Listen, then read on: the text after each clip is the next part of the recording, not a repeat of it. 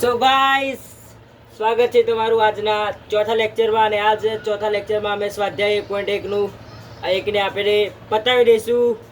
તો ચાલુ કરીએ છીએ આપણે સ્વાધ્યાય 1.1. હું ચોપડી લઈ લઉં, તમે પણ બેસી જજો પેન ચોપડી લઈને.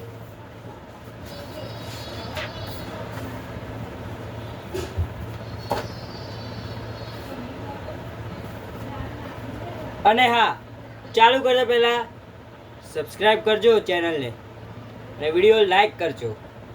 સબસ્ક્રાઈબર થોડા વધારવાના છે એટલે સબસ્ક્રાઇબ કરજો પ્લીઝ. ઓકે, તો સ્વાધ્યાય 1.1 નો આપણે આયા છઠ્ઠો દાખલો. છઠ્ઠો દાખલાનો સવાલ વાંચીએ અને પાછું એકવાર કહી દઉં, સબસ્ક્રાઇબ અને લાઈક જરૂર કરજો. ઓકે,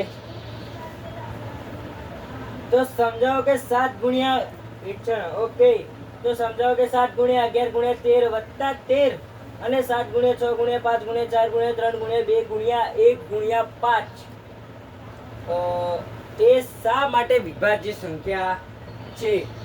તો આપણને આજે સમજાવવાનું કે આ સંખ્યાઓ જે છે એ શા માટે વિભાજ્ય.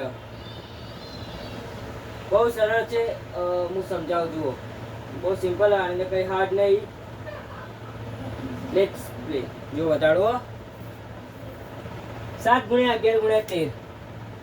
7 ગુણ્યા 11 ગુણ્યા 13. 13 વત્તા 13. ઓકે, 13 વત્તા 13. ઓકે, આ આપણે એક કાયરી આપી રકમ અને બીજી કઈ આપી 7 ગુણ્યા 6 ગુણ્યા 5 ગુણ્યા 4 ગુણ્યા 3 ગુણ્યા 2 ગુણ્યા 1. ઓકે, ચલો 7 ગુણ્યા 6 ગુણ્યા 5 ગુણ્યા 4 ગુણ્યા 3 ગુણ્યા 2 ગુણ્યા 1 આપેલું. હા, વત્તા 5. આ સંખ્યા અને આ સંખ્યા અવિભાજ્ય છે કે નહીં તે ચકાસવાનું કીધું. ના, વિભાજ્ય સંખ્યાઓ છે. કેવી રીતે ને આપણે પૂછ્યો, પ્રૂફ માંગે કે આ કેવી રીતે છે વિભાજ્ય. તો ચલો કરી દઈએ, કઈ હાર્ડ નથી. પહેલા તો આ 3 નો ગુણાકાર કરીશું. 11 ગુણ્યા 13. ના, પહેલા 13 સીધા કરો. 7 તરી 21, 7 એકા 7, 8 અને 9 91. 13 સીધા 91. ચલો ગુણ્યા 11 વત્તા 13 બાકી છે આપણે. 7 × 7 તરી 21, 7 એકા 7, 8 અને 9. ઓકે, 91 થાય કમ્પ્લીટ.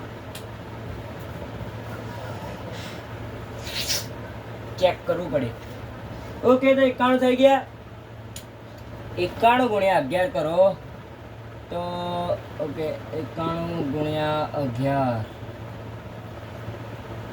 1 એકા 1, 1 નવા 9, 1 એકા 1, 1 એકા 1 એકા 1 અને 1 નવા.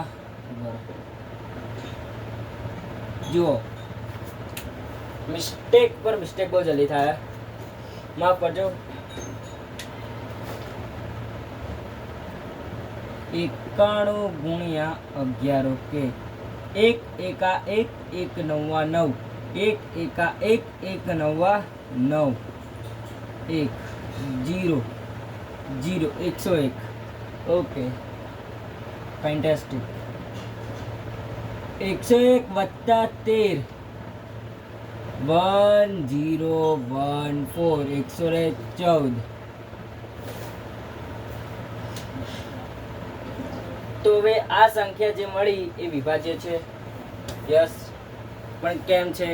કારણ કે જુઓ, આના બે ભાગ પડે ને. હા, ભાગ પડે છે. અને પાછળ 4 એ બેકી સંખ્યા, અને બેકી સંખ્યા હંમેશા વિભાજ્ય હોય ને. 4 6 8 10 સિવાય 2 ના બેકી સંખ્યા વિભાજ્ય હોય. સોરી, તો કારણ લખો. કારણ કે બેકી સંખ્યા વિભાજ્ય સંખ્યા છે. તેથી 7 ગુણ્યા 11 ગુણ્યા 13 વત્તા 13. ના, એમના લખો તો ચાલે. આમ લખી દેવાનું શોર્ટમાં.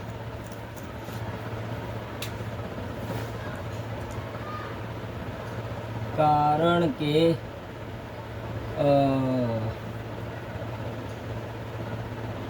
બેકી સંખ્યા છે અને બેકી સંખ્યા હંમેશા વિભાજ્ય સંખ્યા હોય.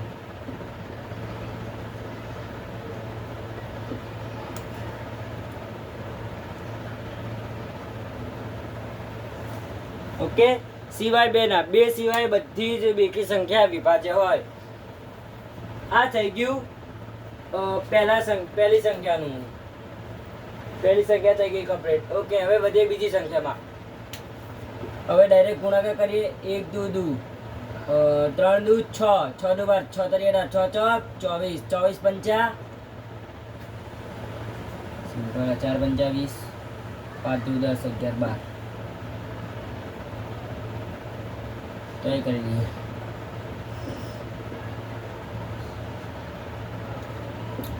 5 10 2 12 120 પંચા 12 પંચા 600 સોરી 12 પંચા તો 60 થાય પણ 120 પંચા થાય 600. ઓય 1 2 2 3 2 6 6 3 12 6 ચોક 24 24 પંચા થાય તો 24 પંચા શું થાય? ઓકે, તો 7 છંગ 42 ગુણ્યા 5 ચોક 20 ગુણ્યા 3 દુ 6 6 એકા 6 કરી દો એટલે અહીંયા વત્તા કા નિશાની કરી દીધું. ઓકે, વત્તા 5 42 દુ 2 દુ 4 4 દુ 8 840 ગુણ્યા 6 વત્તા 5 840 કરી દો. 6 ચોક 24 8 દુ 16 24 બધે 48 48 49 અને 50 કેટલા મળ્યા? 50. તો અહીંયા 50 40 વત્તા 5 તો ફાઇનલી 50 45 આ આપણને જવાબ મળ્યો. આ આપણે 50 45 જવાબ મળ્યો પણ એ વિભાજ્ય સંખ્યા છે. કેમ? તો એ વિભાજ્ય સંખ્યા છે કારણ કે તેને 5 વડે ભાગી શકાય છે. કારણ કે તેને 5 વડે ભાગી શકાય છે અને 5 વડે ભાગી શકાય ને. હા, ઓકે, આ રીતે લખી દેવાના કારણો. ખબર પડી વધારે તો ખબર પડી રહે તો લાઈક્સ અને સબસ્ક્રાઇબ કરી દો.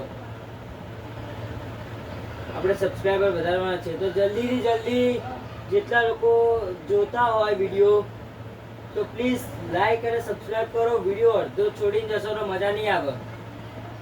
તમને મજા નહીં આવે વિડીયો જોવામાં, કહી દઉં. તમે આ વિડીયો હમણાં અડધો છોડીને જશો ને તો તમને કંઈ મજા નહીં આવે. તમને તો એ લાગશે આ બોરિંગ વિડીયો. પણ એકવાર આખો જુઓ બેસીને શાંતિથી, મજા આવશે. ઓકે, તો હું રફ કરું છું. છઠ્ઠો દાખલો રો. હવે સૌથી છેલ્લો દાખલો સ્વાધ્યાય 1.1 નો. હવે તમે કહો યાર આનું તો એન્ડમાં સ્વાધ્યાય લખ્યું પણ જવા દો, નથી લખવું. તો સ્વાધ્યાય 1.1 નો સૌથી છેલ્લો દાખલો અને સૌથી સરળ દાખલો આ. તો પૂછ્યું 7મો સવાલ. શું પૂછ્યું આપણને કે એક રમતના મેદાનમાં, એટલે એક રમતનું મેદાન અને વર્તુળાકાર માર્ગ એ રમતના મેદાનમાં. કેવો માર્ગ? તો કે વર્તુળાકાર. તો કે એક રમતના મેદાનમાં વર્તુળાકાર માર્ગ છે. ઓકે, ખબર છે. સોનિયાને તેનું એક પરિભ્રમણ પૂર્ણ કરતા 18 મિનિટ લાગી. એટલે સોનિયા એને આખું વર્તુળ પરિભ્રમણ 6 એટલે પૂર્ણ કરવા માટે એને લાગ્યું ભાઈ 18 મિનિટ. ઓકે, ખબર પડી ગઈ. ચલો. અને જ્યારે રવિને તેનું એક પરિભ્રમણ પૂર્ણ કરતા 12 મિનિટ લાગે, તો રવિને 12 મિનિટ લાગે એ પૂર્ણ કરતા. તો ધારો કે બંને એક જ સમયે એક જ બિંદુઓથી એક જ દિશામાં પરિભ્રમણ કરવાનું પ્રારંભ કરે છે, તો કેટલી મિનિટ બાદ બંને ફરી પ્રારંભ બિંદુ પર ભેગા થશે? તો આપણે જોવાનું કે કેટલી મિનિટ પછી બંને જણા પ્રારંભ બિંદુમાં ભેગા થશે. તો જો પહેલા તો સોનિયાનું કેટલી મિનિટ લાગે? સોનિયાને લાગે 18 મિનિટ લાગે છે, અને રવિને 12 મિનિટ જ છે ને. હા, તો આના પાડો અવયવ. 18 નો અવયવ જો 9 દુ 18, 3 તરી 9 અને 3 એકા 3. ઓકે, 12 ના 6 દુ 12, 3 દુ 6 અને 1 તરી રે 3. ઓકે, જો તમને ના ફાવે તો હું તમને આમ જ કરીને દઈ દઉં, બાજુમાં કરવું. 9 દુ 18, 3 તરી 9, 1 તરી 3. આ થઈ ગયા 18 ના. હવે આ 12 ના 6 દુ 12, 3 દુ 6, 1 તરી 3. ઓકે, તો હવે આનો આપણે કહીશું લસા. ગુસા તો પહેલાથી આની અંદર લખી જ દેવાનો, પણ લસા પણ કરીશું. તો જો આનો ગુસા પહેલા 3 3 થશે, એટલે 12 નીકળ્યો એક વાર. આ બે ઉપર બંને સમાન, એટલે એને પણ અહીંયા એક વાર લઈ લેશું. પછી બાકી બીજા રહ્યા 3 અને 2. શું બાકી રહ્યા? આ અને આ. આ તો કોમન આવી ગયા, એટલે આયરું ના બાકી રહ્યું. ઓકે, તો 3 તરી 9, 2 દુ 4, 9 ચોક 36. તો 36 મિનિટ. કેટલી મિનિટ થઈ? 36 મિનિટ. મિનિટ જ થાય ના, બરાબર, મિનિટ ખોટું લખ્યું. કેટલા મિનિટ થયા? 36 મિનિટ. તો બંને ક્યારે મળશે? 36 મિનિટમાં. તો લખવાનું એની છે, તો 36 મિનિટ બાદ બંને ફરી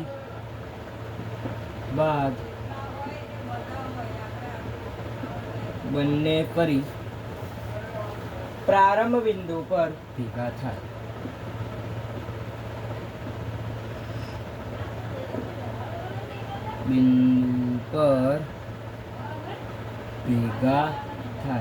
દાખલો થઈ ગયો પૂરો.